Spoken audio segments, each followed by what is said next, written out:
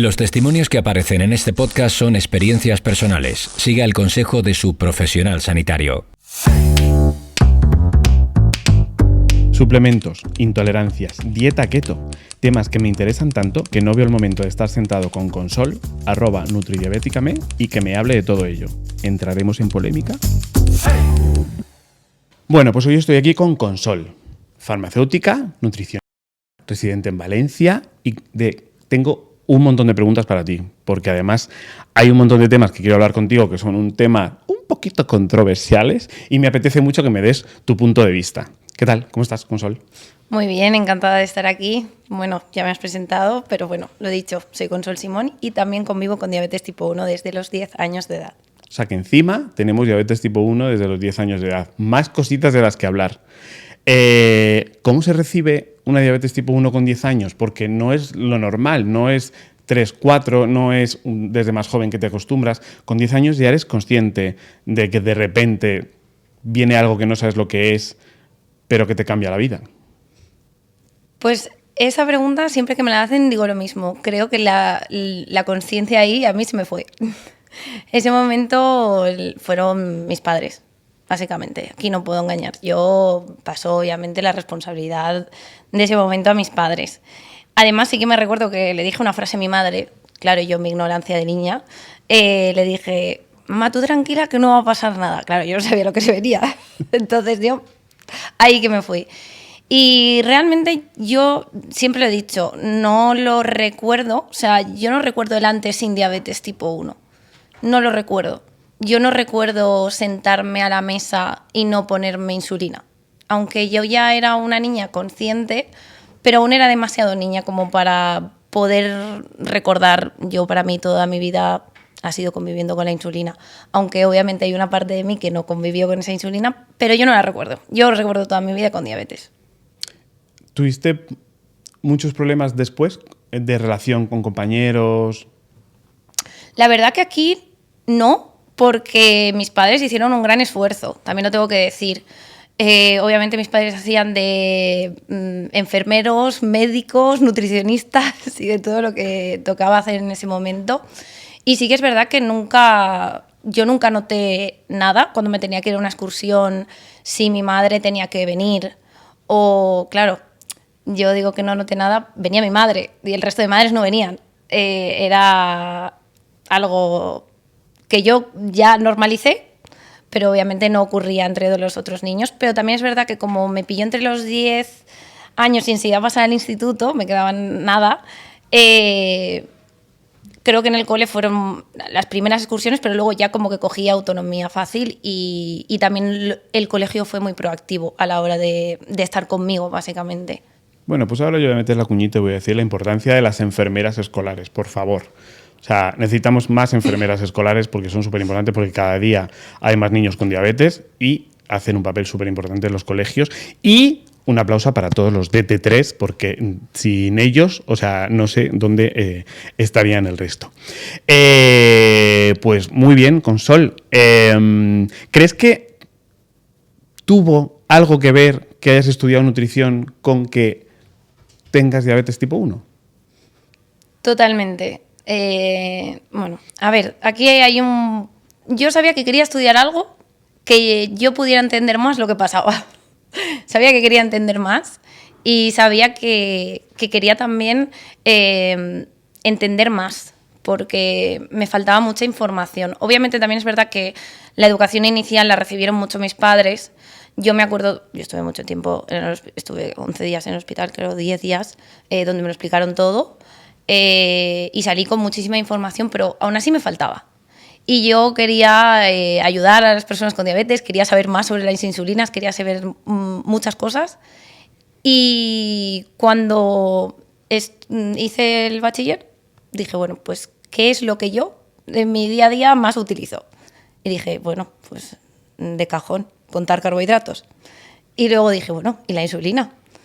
Y justamente fue gracioso porque el primer año que entré yo en la Universidad de Valencia, se daba el doble grado de farmacia y nutrición. Así que me vino de nivel dedo, tiré la solicitud, me cogieron Y dije, pues para adelante. ¿Hiciste farmacia y nutrición conjunta? Las dos a la vez. No me voy a poner de rodillas porque me parece un poco feo estando aquí, pero me parece increíble. O sea, qué capacidad. O sea, Las dos a la vez. No son nada fácil, no hacer carreras fáciles para hacerlas conjuntas. Fueron 6 años y yo entré primero porque como fue el primer año del doble grado, yo entraba desde farmacia, porque yo antes que nutrición soy más farmacológica, sí que es verdad, aunque soy nutricionista y me dedico a ello, yo soy muy farma. Yo siempre lo digo, y además siempre digo que la educación farmacológica falta mogollón, así como la nutricional cada vez va más, pero la farmacológica siempre digo que falta muchísima. Pues 6 años estudiando farmacia y nutrición, las dos a la vez. Me voy a quedar con eso de la nutrición, o sea, de la información farmacológica para luego. Y eres nutricionista y te dedicas a ello. Entiendo que estás en una consulta. Sí, me dedico a ello. Paso consulta en Valencia Capital, en el centro de Valencia. Y me especialicé, obviamente, en diabetes a través pues, de máster y, obviamente, toda la formación personal también. Y la mayoría de mis pacientes conviven con diabetes. Vamos a hacer una petición, por favor, que haya un poquito más de formación en diabetes, que no hay tanta, que cuando se busca hacer formación en diabetes nos cuesta a los que queremos formarnos, así que si no les importa a las entidades, que nos den un poquito más de formación en diabetes. ¿Cómo es tu día a día en tu consulta de nutrición? Mi día a día son pacientes que necesitan formación. Y yo no me cansaré de decirlo. Al final, yo no hago dietas. O sea, es muy raro que vengas a mí y te lleves un... No. Vienes a aprender a comer, pero sobre todo vienes a formarte y entender cómo funciona la nutrición. Porque si tú no entiendes el por qué o cómo funcionan esos alimentos que tú te estás comiendo, pues es muy difícil que tú al final lo integres en tu día a día. Y en diabetes hay muchos miedos, hay muchas cosas que también hay que aprender y hay que saber gestionar, y la educación aquí es fundamental. La educación nutricional día a día en consulta, básicamente. ¿Cuánto puedes estar con un paciente en una consulta, en primera consulta? Te diría que mis consultas son de 1 hora, pero hay veces que se me alargan más. Es más, lo digo, en mayo cerré la agenda porque ya no podía, o sea, estoy yo y las horas me dan para las que me dan. Me encantaría tener más horas. Pero sí que es cierto que a través de la clínica sí que hago formaciones con los pacientes con los que estoy. Cojo horas de fuera de consulta e intento hacer formaciones extra porque incluso estando 1 hora con ellos es complicado poder llegar a todo. Pero prefiero también en la consulta enfocarme a lo que el paciente en concreto no conoce y saber un poquito más.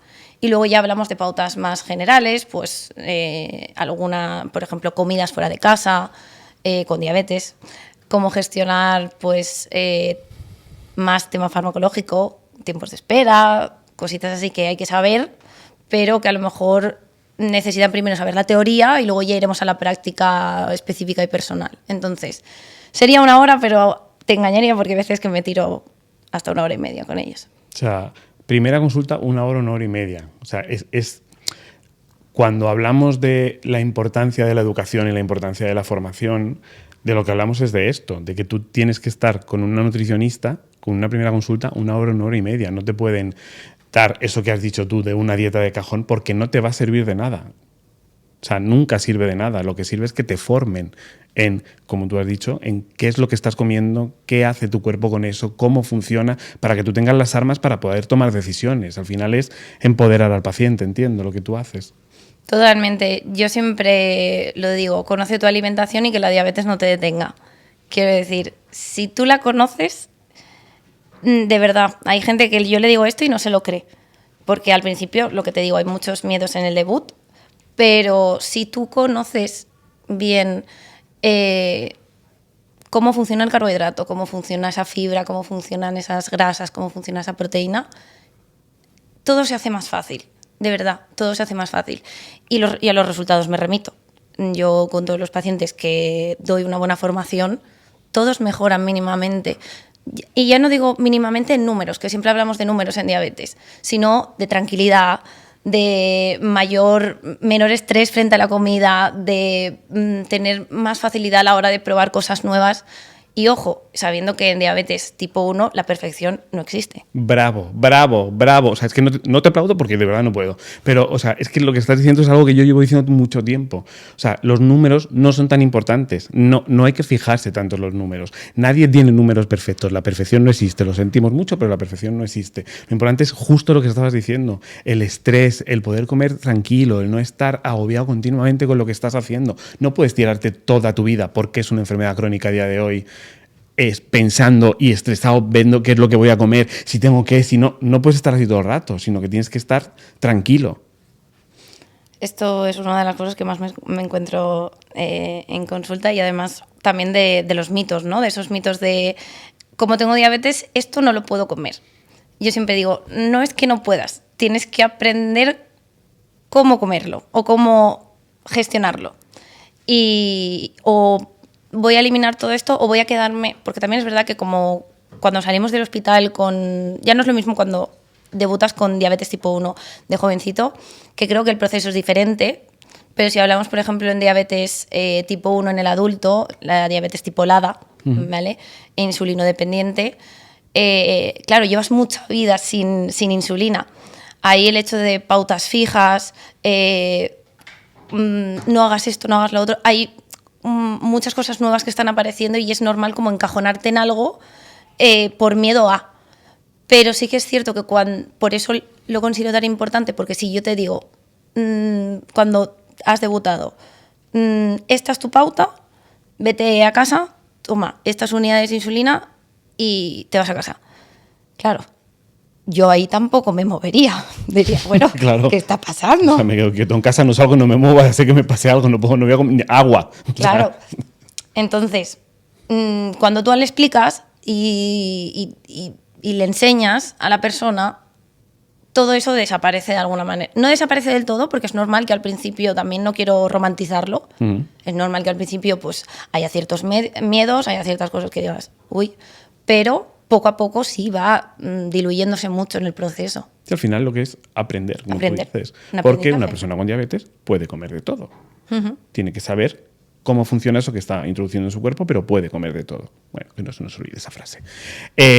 ¿Cuáles son los principales miedos con los que vienen los pacientes a tu consulta cuando vienen, o mitos que ellos... Cuéntame un poco de ese tipo de cosas, que esa cosa me gusta mucho, para desmitificar un poquito.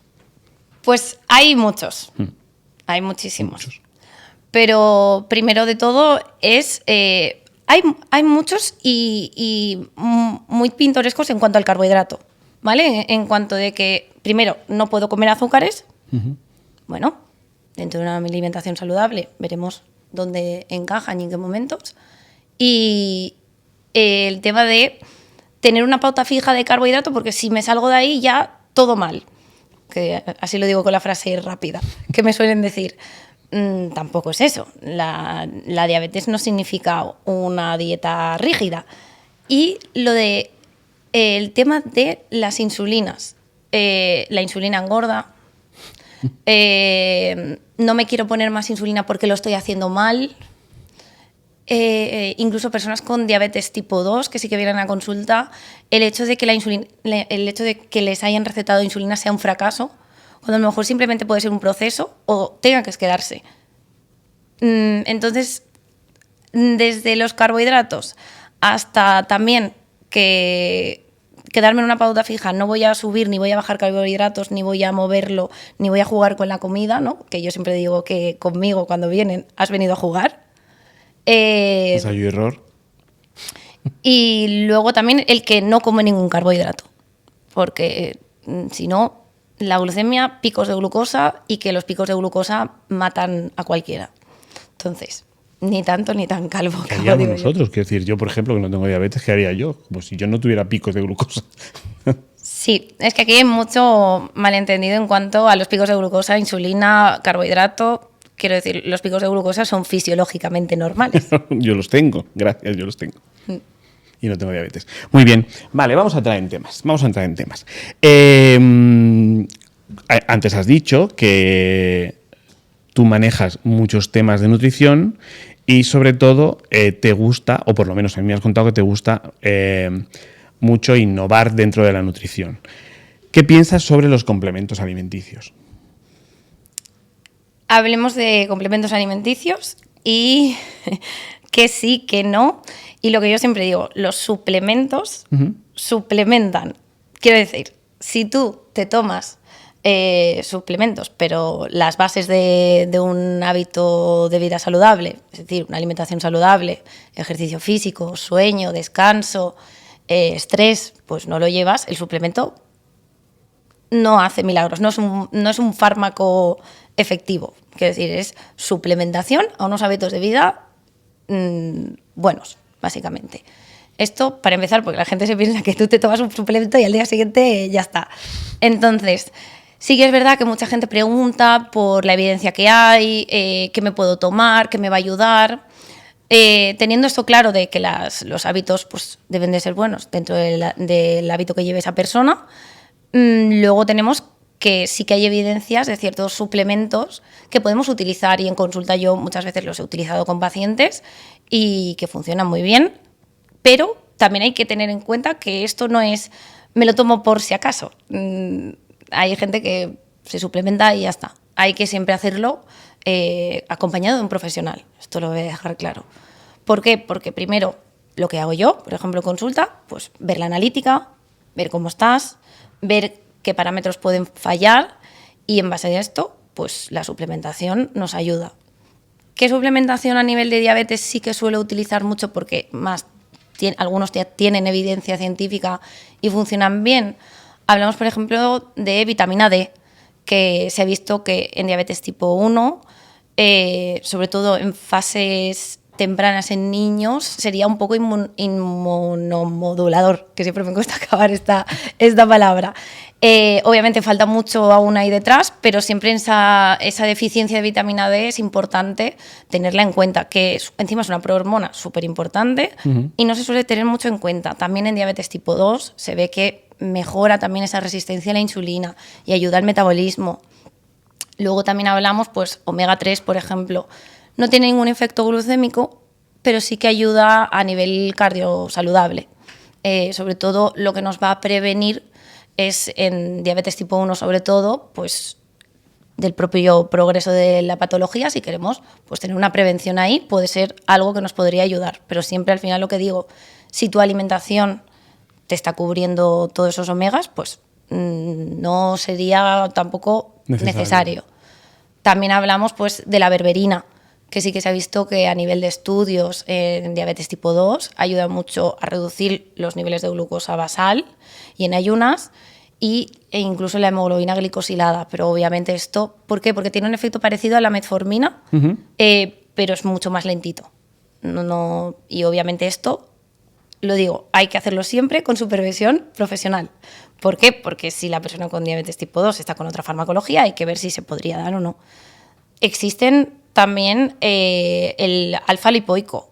Es un antioxidante que sobre todo se ha estudiado, y este sí que tiene estudios en cuanto a la neuropatía diabética, que ayuda mucho a que vaya más paulatina. Se ha visto que incluso beneficia en que no haya tanto progreso en la parte de la neuropatía. Tan rápido. Y bueno, tenemos más que se pueden valorar en consulta, pero como digo, al final la suplementación yo soy muy fan, o sea, me encanta. La parte farmacológica aquí está. O sea, lo importante es que sepamos que se puede tomar suplementación si tienes diabetes, lo único que tienes que hacerlo es de la mano de un profesional. Siempre. No de la mano de un TikToker, por ejemplo. No, eso Totalmente. No está bonito. O sea, simplemente siéntate con un profesional, que para eso están más nutricionistas en España, gracias, y que ese profesional vea tu analítica y te diga, pues mira, esto sin ningún problema lo puedes tomar, o no te hace falta porque te lo suple tu alimentación, que como tú has dicho, con una alimentación adecuada hay suplementos que ni siquiera te hacen falta, pero que bueno, que están ahí y que podemos tirar de ellos. Exacto, sí. Y que el por si acaso, pues vale la pena, vas a un profesional, lo vemos todo, miramos que todo esté correcto o qué es lo que falta y lo ponemos en marcha. Pero como existir, sí existen muchas que ya tienen algunos estudios Y otras que obviamente también, hay que decirlo, falta mucha evidencia y hay que seguir investigando, pero al final para eso está el profesional, para poder atenderte a ti de manera personalizada, y si hace falta algún suplemento de estas características, pues se podría en marcha sin ningún problema. ¿Y con las intolerancias? Uy, intolerancias y diabetes. Uy, intolerancias y diabetes. Aquí hemos tocado un tema, yo creo, interesante por el hecho de, por ejemplo, la celiaquía y la diabetes tipo 1 están muy relacionadas. Sí, siempre. De hecho, los niños que debutan últimamente Casi se llevan todos. el pack completo. Intolerancias a la lactosa, fructosa, también suelen haber, pero sí que es verdad que sobre todo en las intolerancias lo que hay que tener en cuenta y lo que tenemos que tener en cuenta es el hecho de que sí que tiene un efecto a nivel de control glucémico. Porque claro, cuando hablamos por ejemplo de celiaquía, pues los cereales que se utilizan son más refinados, hay que saber su índice glucémico, hay que educar, al final, lo que estábamos hablando desde el principio, al paciente que son alimentos que a lo mejor tiene que gestionar diferente ese tratamiento, pues hacer a lo mejor un poquito más de tiempo de espera, o que a lo mejor necesita comer una cantidad específica al principio para ir gestionándolo. Y esto es lo que la persona, por ejemplo, celíaca y con diabetes tipo 1, pues debería de saber para poder entender y gestionar el tema de los alimentos sin gluten. Y cuando hablamos de fructosa y lactosa, que sí que suele haber muchas indigestiones, claro, ahí hablamos de que también, pues, hablando mal, vas más suelto. Si de repente has comido algo que lleva lactosa y fructosa. Claro, tenemos que entender que cuando hay ese momento no se está absorbiendo bien la cantidad de carbohidrato de esa comida que has podido realizar, entonces seguramente veas una fluctuación en tus glucemias si tienes esas intolerancias, has comido algo con fructosa o lactosa y obviamente no estás absorbiendo bien el carbohidrato que has comido. Entonces hay que tener en cuenta las cositas específicas de cada intolerancia. O sea que si yo tengo diabetes con un 5 pelado en el examen puedo pasar, pero si tengo intolerancias necesito tener un notable. Un pelín más de educación. Un poquito más, ¿no? Sí, yo diría que sí. Vale. Y ahora vamos a entrar en mi tema favorito. Porque este tema se habla muchísimo, se ha hablado muchísimo durante mucho tiempo y a mí me han dado por todos los sitios en redes por esto. La dieta keto. Cuéntame qué opinas tú, por favor, de la dieta keto en diabetes. Pues ni la dieta cetogénica. Hablemos de dieta cetogénica. Ni mito ni superpoderes, quiero decir. Yo es que soy la nutricionista que siempre está en medio, la que le cae mal a todo el mundo también, porque es que primero que tenemos que entender que la nutrición, y a quien no le guste que se aguante, lo digo claro, no es una ciencia exacta. Muy bien. A cada persona... Son matemáticas. No. ¿No? Diferente. A cada persona le va a funcionar determinadas pautas. Ahora, que se ha visto en diferentes estudios, por ejemplo, que en diabetes tipo 2, personas que sí que lo han podido llevar porque sí que se les ha acoplado a su estilo de vida, han podido tener mejoras en el control glucémico, etcétera, etcétera. Sí, pero si no lo puedes llevar como hábito de vida, no es sostenible a lo largo del tiempo. Entonces, no tiene ningún sentido.